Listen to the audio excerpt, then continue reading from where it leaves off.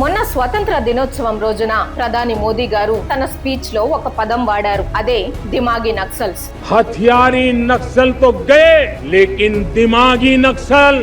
ఇంకేముంది, ఈ ఒక్క మాటతో కొందరికి ఎక్కడో కాలింది, తెగ ఫీల్ అయిపోయి రచ్చ చేశారు. కానీ ఇక్కడ పాయింట్ ఏంటంటే దేశంలో అందరూ ఎందుకు ఫీల్ అవ్వలేదు, ఆ కొందరు మాత్రమే ఎందుకంతలా ఉలిక్కి పడ్డారు? అసలు ఈ దిమాగి నక్సల్స్ అంటే ఎవరు? ఇవాళ వాళ్ళ ముసుగు తీసేద్దాం. అంతేకాదు, తెలియకుండానే మీలో కూడా ఈ లక్షణాలు ఉన్నాయేమో, లేక మీ చుట్టుపక్కల ఎవరైనా ఇలా మారుతున్నారేమో ఇప్పుడే ఒకసారి సెల్ఫ్ చెక్ చేసుకోండి.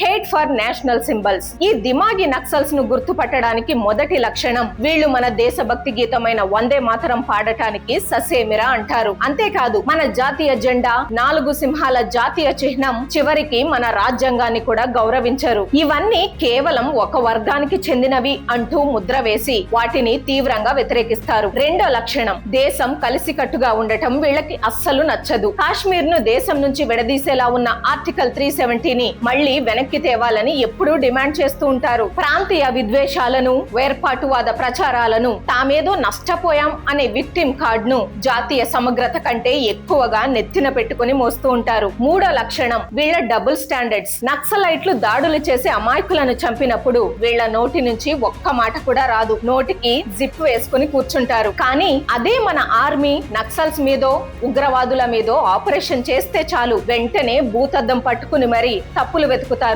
Border patrolling, air strikes, anti terror operations, ఇలా మన ఆర్మీ దేశ రక్షణ కోసం ఏ ఆపరేషన్ చేసినా సరే దాన్ని ప్రభుత్వ అణచివేత అని గగ్గోలు పెడతారు. నాలుగో లక్షణం, వీళ్ళు అసలు సిసలైన మావోయిస్ట్ సిద్ధాంతాలను గ్రంథాల్లా చదువుతూ వెనకేసుకొస్తారు. అడవుల్లో జరిగే సాయుధ నక్సలిజాన్ని ఒక గొప్ప విప్లవం లాగా రొమాంటిసైజ్ చేస్తారు. నక్సల్స్ చేసే హింసను కూడా అది ప్రభుత్వ అణచివేతకు వ్యతిరేకంగా జరుగుతున్న పోరాటం అని నిస్సిగ్గుగా సమర్థిస్తారు. ఐదో లక్షణం, ప్రజాస్వామ్యంలో ప్రజలు ఓటు వేసి ఒక ప్రభుత్వాన్ని ఎన్నుకుంటే ఆ ప్రజా తీర్పును ఏ మాత్రం గౌరవించరు. వీళ్లకు నచ్చని నాయకుడు అధికారంలోకి వస్తే చాలు, ఈ దేశంలో ప్రజాస్వామ్యం చచ్చిపోయిందని, ఇది నియంతృత్వం అని ఏడుపు మొదలు పెడతారు. ఇక ఆరో లక్షణం, తీరా ఇవన్నీ చూసి ఎవరైనా వీళ్లను నిలదీస్తే వెంటనే వీళ్లకు, వీళ్ల మద్దతుదారులకు అడ్డుగా యాక్టివిజం అనే ఒక కవచం వేసుకుంటారు. తాము చేసే దేశ వ్యతిరేక పనులన్నిటినీ మేం యాక్టివిస్టులం, ప్రశ్నించే గొంతులం అని కవర్ చేసుకుంటారు. సో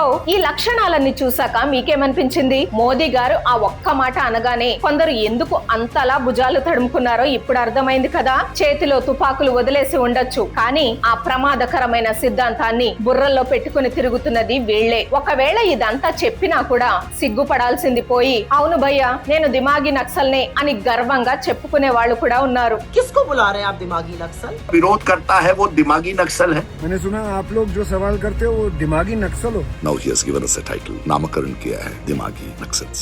दिमागी नक्सल मतलब कि आप मान रहे हो कि ये दिमाग वाले लोग हैं? कि मैं अरविंद केजरीवाल आपके हिसाब से दिमागी नक्सली हूँ। వాళ్లే స్వయంగా ఒప్పుకున్నాక ఇక మనం వాదించడానికి ఏముంది? తుపాకీ పట్టుకున్న వాడిని సైన్యం ఎదుర్కొంటుంది. కానీ ఇలా సమాజంలో ఉంటూ మెదడులోకి విషం ఎక్కించే ఈ దిమాగి నక్సల్స్ ని మనమే గుర్తించి తిప్పికొట్టాలి. మీరు ఎప్పుడైనా ఇలాంటి మెంటాలిటీ ఉన్న వాళ్లను సోషల్ మీడియాలో గానీ బయట గానీ గమనించారా? అయితే వెంటనే కామెంట్స్ లో చెప్పండి. ఈ దేశ వ్యతిరేక ఆలోచన విధానం అందరికీ తెలిసేలా ఈ వీడియోను ఖచ్చితంగా లైక్ చేసి ప్రతి ఒక్కరికి షేర్ చేయండి. జై హింద్.